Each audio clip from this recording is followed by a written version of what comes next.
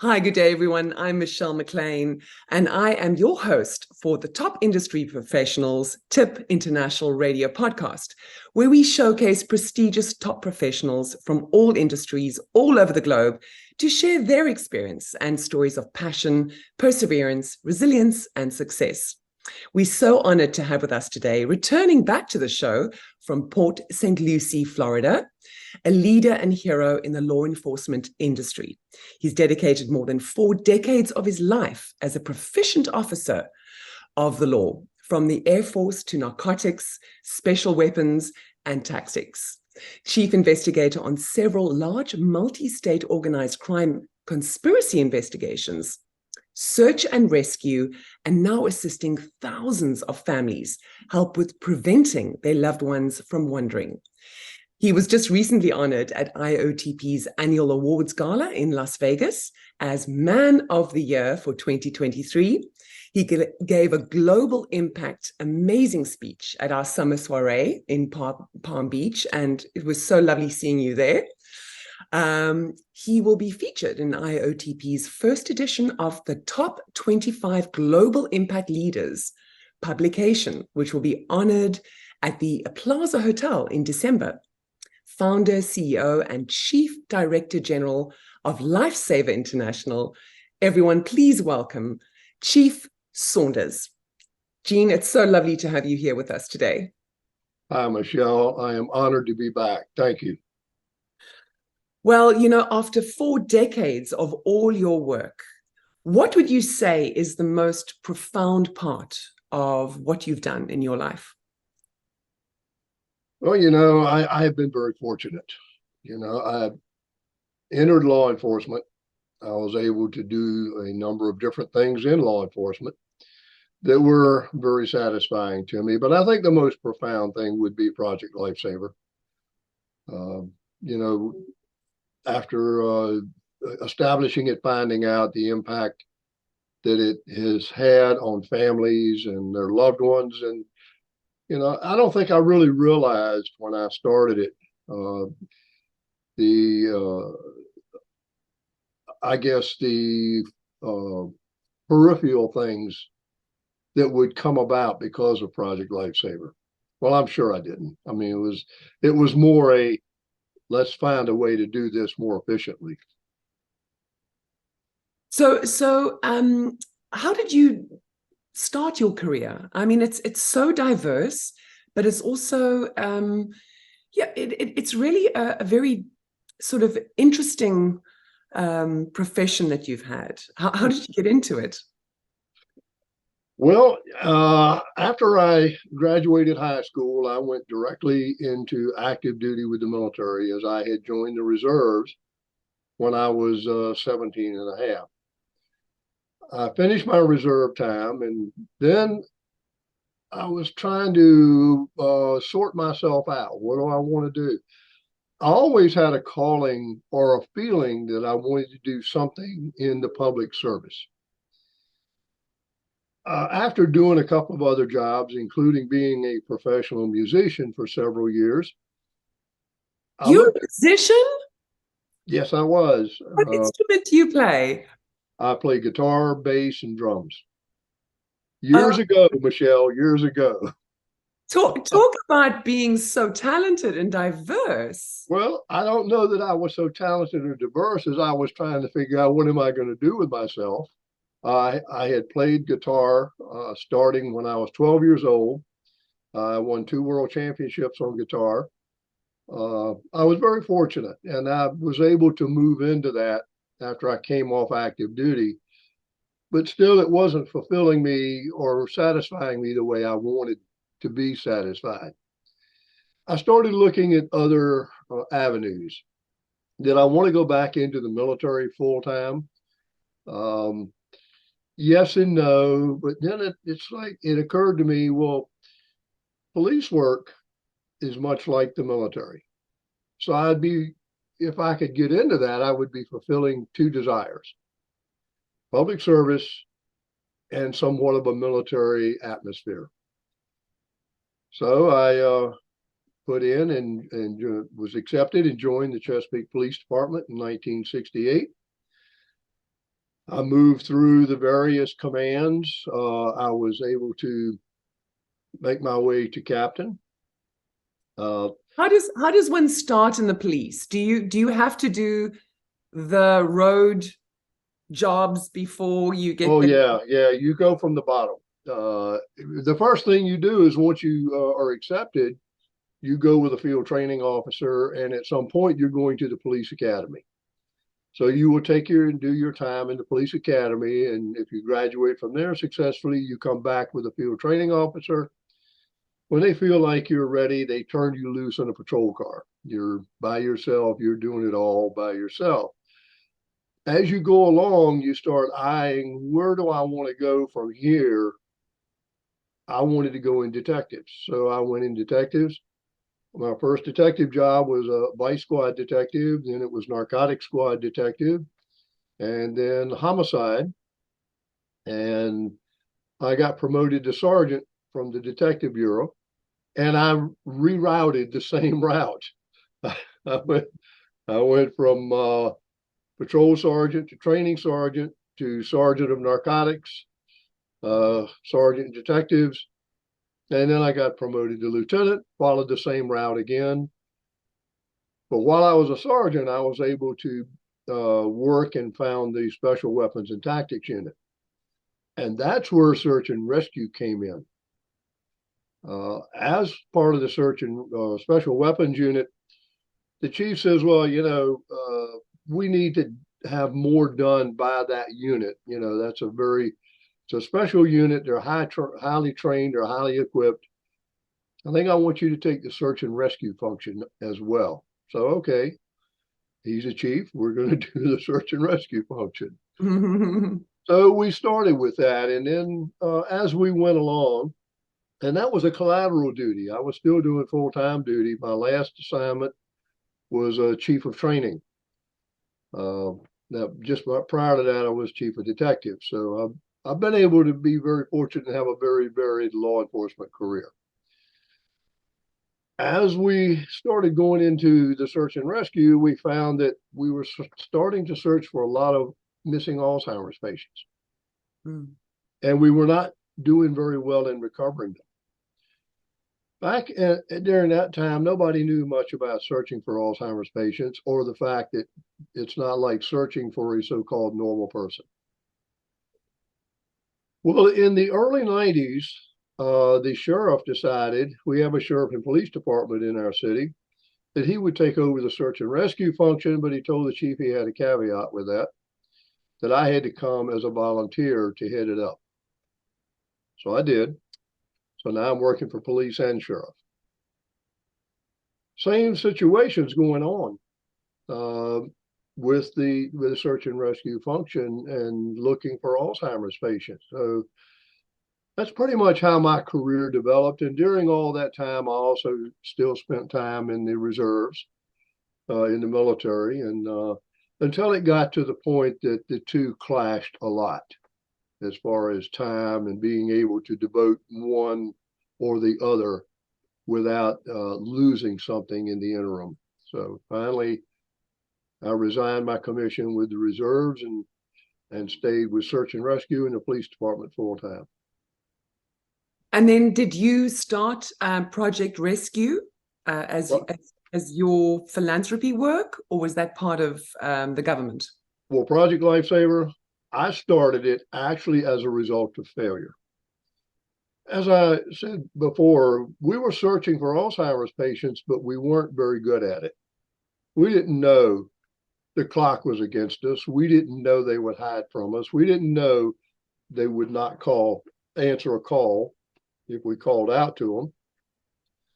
So it got to the point we were failing in a lot of these searches. And there's nothing more gut-wrenching than having to go back to a family and tell them, we've expended everything we can. We can't search anymore. We can't find them. Or we have located them. However, the tragic ending is often.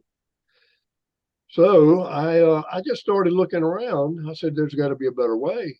And I came across wildlife tracking.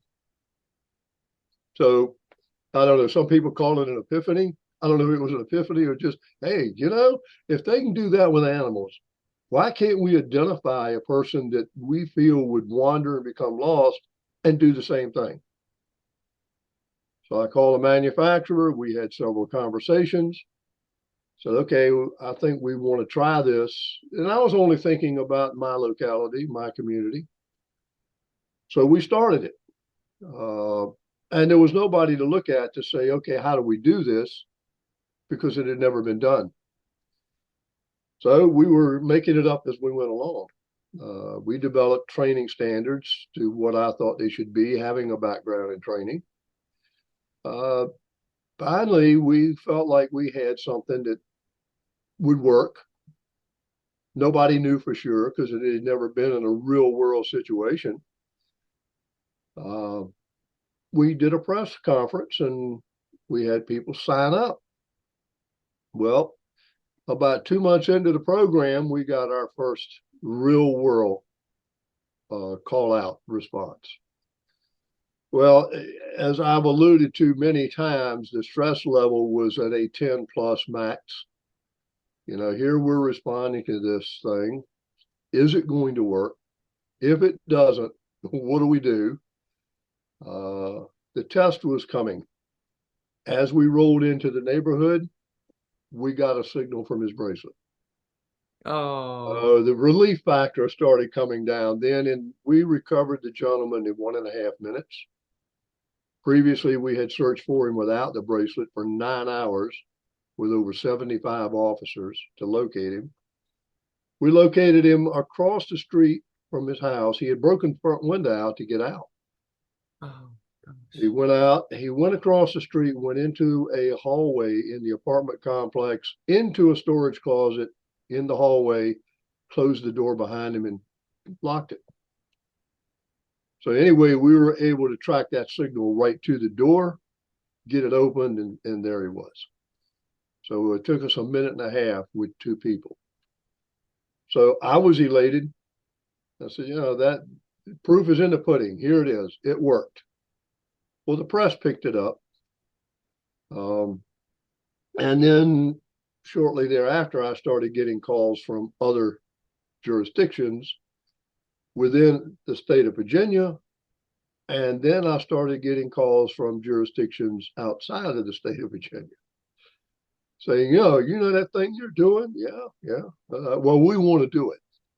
So it kind of, and I describe it as the horse that got out of the barn and I'm still chasing it. We started putting it or establishing it all over the country in various states, and then Canada came on board. So after doing this as a volunteer for 2 years, it got to the point that I was doing 80 hours a week with the police department and 80 and 90 hours a week with Project Lifesaver. I said, the two aren't gelling real well. Something's got to go. Well, I had 33 years on the police department. I think I was ready. I talked to my wife and she agreed. Well, yeah, if this is really your passion and what you want to do, at least it's something good. So we agreed I would retire and take it on full time, and that's where it all came from. You do so much amazing work. Just profound. Is it a patent that you brought out, or what is so when you brought this to the police force, did you get any credibility for that? I got a lot of pushback. People thought I was crazy. Very few people to tag people. I mean, to literally tag people, but I mean that's what is going to save them. Well, I think you have to understand that during my time in the police department and in law enforcement is very reactive. They're not terribly proactive. And when I started broaching this idea and talking to people, they looked at me like I had 2 heads. No, that'll never work. Never work.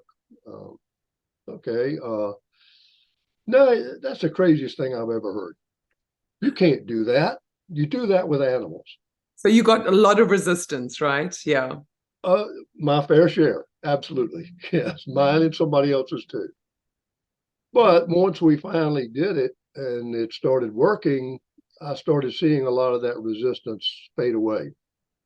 And then everybody, it's like anything else. I think if you see a project and you don't know anything about it, and well, I don't know about that. I don't see how that'll work.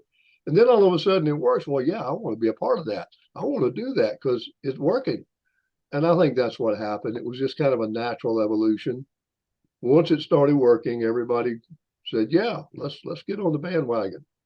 But that's good because now they're serving their communities. They're doing something good for the communities, and they're saving lives.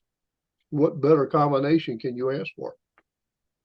Well, Chief Saunders, you are a real trailblazer, and throughout your illustrious career, you have won numerous awards and honors, featured on news outlets, TV shows, the Discovery Channel, FBI files, TV shows, featured in magazines.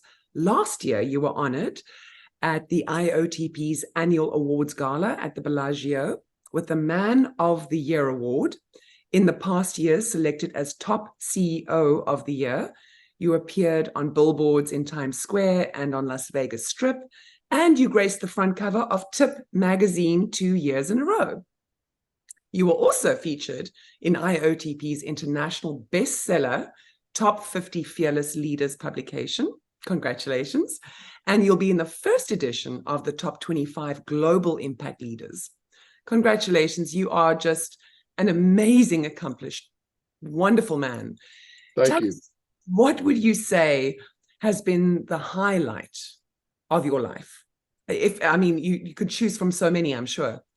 Well, I think, not that what you have described hasn't been really tremendous, because not just for me, but for Project Lifesaver, it got the word out about Project Lifesaver. More people noticed it, more people took notice and said, okay, this is good. We need to be doing this. But I think when I think back over the years, the three things that kind of stand out the most for me were when I became a police officer, when I had the very first rescue with Project Lifesaver, which I described to you, and when I married my wife. That's lovely. Oh. Well, those, you talk about memorable things. Those are the three that stand out the most. Not that there are not others, but those are the three paramount things. And isn't it so amazing that family and our partners are really, the foundation of our lives, and what we can achieve is due to that support. That's always so important to me. Well, I think you've described it tremendously. Had it not been for my wife, I don't know how good I'd have been in law enforcement or Project Lifesaver.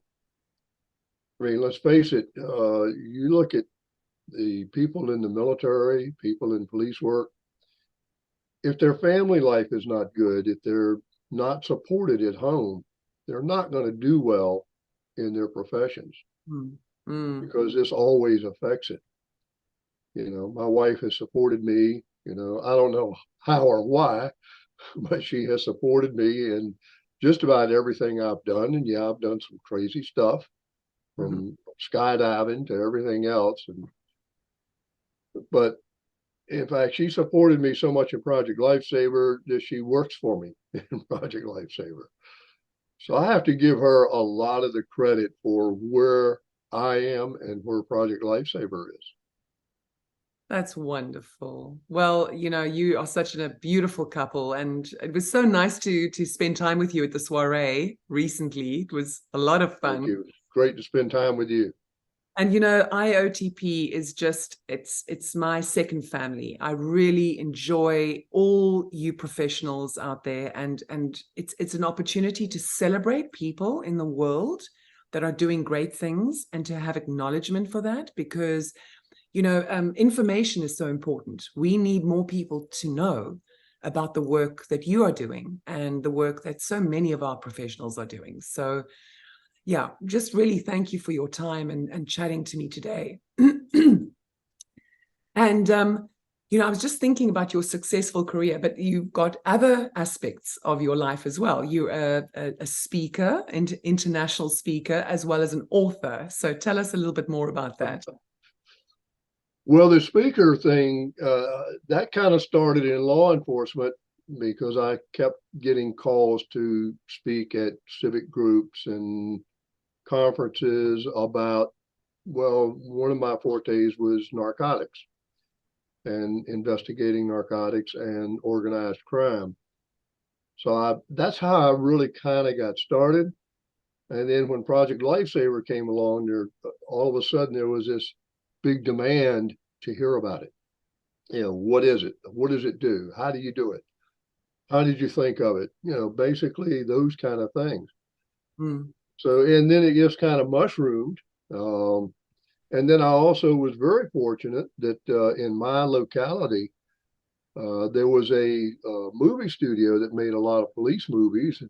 Somehow or another, I ended up in a lot of those, having a great time. Oh, so Miami Vice by any chance? No, most of them were on the Discovery Channel. No, I never made Miami Vice, but I was with in the New Detectives, the Prosecutors, Untold Stories of the Navy SEALs.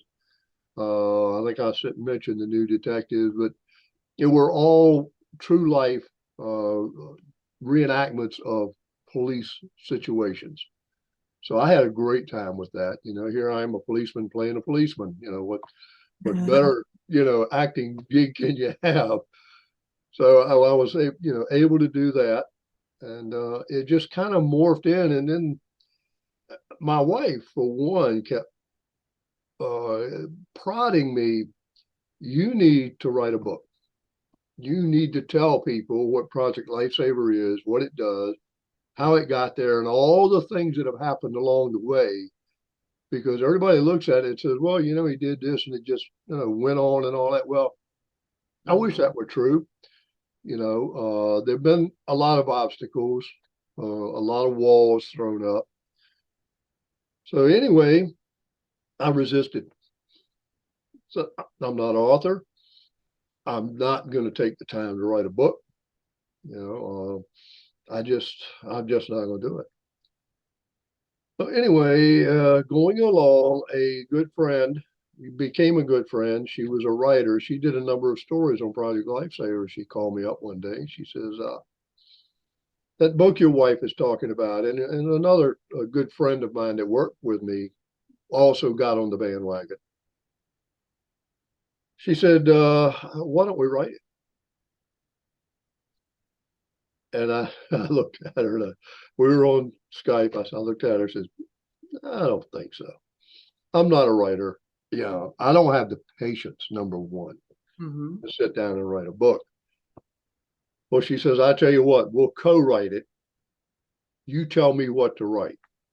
And that's how it all came about. And finally, she put it out. It went with a publisher. Didn't do well with the first publisher. And then you're talking about IAOTP and the great people in it. Well, I met Barack Granat and mentioned to him about the book. He says, why don't you send me the book and let me take a look at it? Well, I did. He contacted me back and said, I think we can do something with this. Well, to make a long story short, it turned into an international bestseller in 4 countries, and I'm just as happy as I can be with it. So that's tremendous. To also share your information with people is really, really important. It's no use that us professionals will sit here and have the experience and not share that, with the world. So I've always wondered, you worked in narcotics. What are your thoughts on the devastation it has on our communities and our society in general, narcotics? First off, Michelle, you're talking to a very prejudiced person when it comes to narcotics. I saw it from the ground up. I started working narcotics in 1970. So I saw, before cocaine was even a thing. Back then it was marijuana and heroin, uppers and downers. And I saw the networks and the money that was being made, excuse me, the cruelty of how these networks operated, the devastation to the people that were with and on these drugs. And then cocaine comes into the picture, and to me, cocaine was, although those others were really bad and really devastating, cocaine was one of those that was a very big moneymaker and really drew in these organizations. And these organizations were, at best description, cruel. They were out to make their money, and they didn't care how they did it. And if you got in their way, um, woe be you. One drug investigation I would like to recount that I worked on, the FBI called me, and it was an international drug investigation. The FBI called me one day and says that you need to start watching your back very closely. Oh my gosh, you give me I said, what do goosebumps. you mean? He said, there's a contract on you. So I had to actually move my family out and hide them for almost a month. Uh, so Oh, these are the kind of things that you're dealing with. Do I think, when you look now at the fentanyl and what it's doing, all of these drugs, I'm sure that at some point, some of them were created to benefit society, but they're not now. They have been siphoned off to not benefit society, to benefit someone's pocket. mm-hmm. So, And that's all it's doing. but in your opinion, I've had a lot of conversations about this just because I work with the youth. It's drugs are so easy to get. But what would you say if we legalized drugs? Then you wouldn't have these cartels. And what would your thinking be on that? Well, we legalized alcohol, and we still have bootleggers. I don't think you're ever going to get rid of the cartels. Mm-hmm. Uh, there's too much money there. And the problem, as I see it, is too much money bleeds into other areas where we should exercise control from, and it doesn't happen. Mm-hmm. Um, And uh, so human trafficking is now becoming the next big well, it's all part and parcel. yeah. These organizations are all doing all of that. And why? I mean, I think we've talked about it. The money. The money's huge. It's greed. Well, unfortunately, that's part of some human nature, the greed. They and it's going to be there. Uh, I don't know that there's ever going to be a 100% answer. We've started legalizing marijuana. I can see where it has some benefit for people in medicinal use. Absolutely. I can go along with that. Now, just going into a store and buying it, what's the difference? Let me pose this question to you. What's the difference in somebody getting high on marijuana driving or driving drunk? I Yep. see no difference. The Yeah. results can be the same. Yeah. And And, there's where you have and your problems. and like alcohol, from what I've learned from medical friends of mine, marijuana can actually be a gateway opener Yep. to getting, having cravings for more of whatever kind of drug you can get. So yeah, it's a very fine line here. It is. I've been a proponent of what you've just said for many, many years. I mean, I've seen it. Uh, I've seen people experience it. Mm, mm. I hear the argument, oh, no, no, it doesn't do that. It doesn't do that. Well, I'm here to tell you, in my opinion, yes, it does.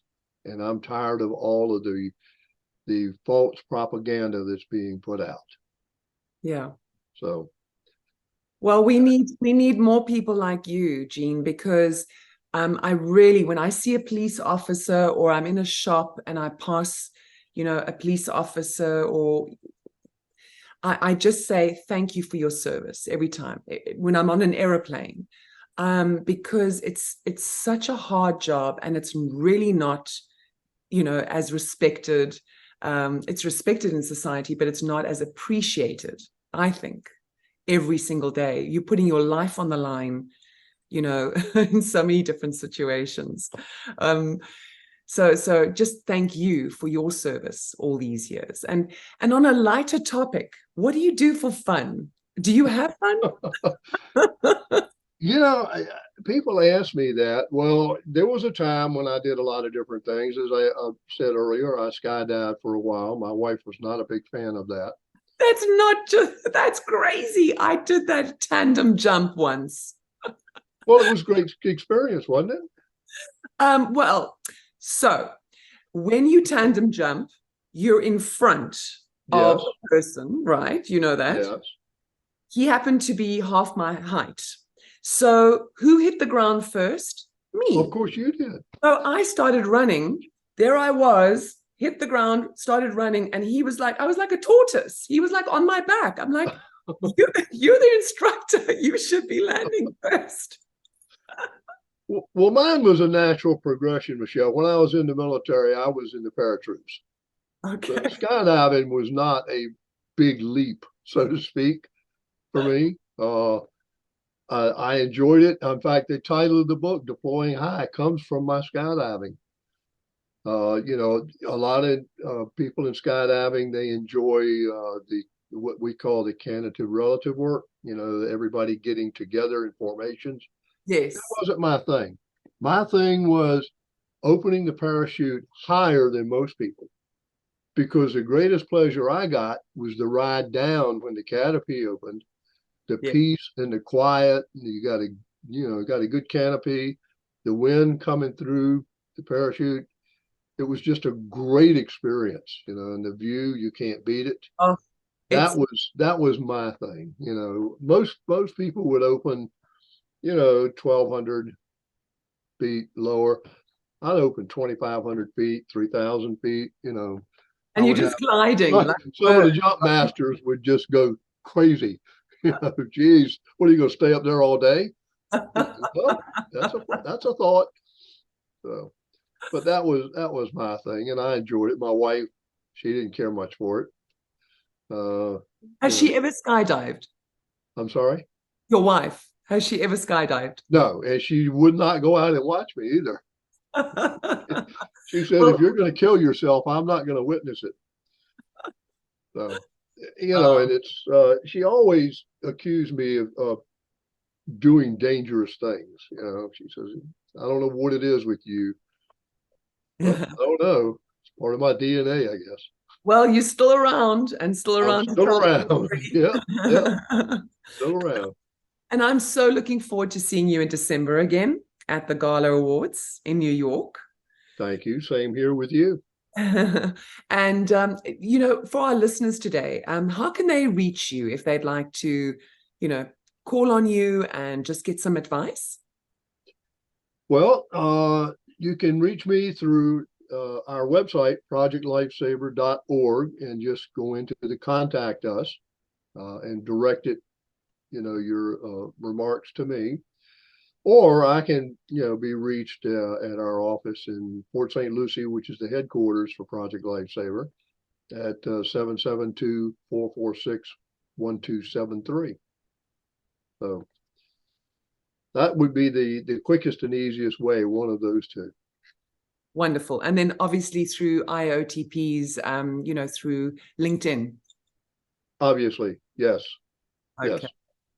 Lovely. Well, Gene, thank you for chatting with me today. And you just, what a blessing to this world. Thank you so, so much.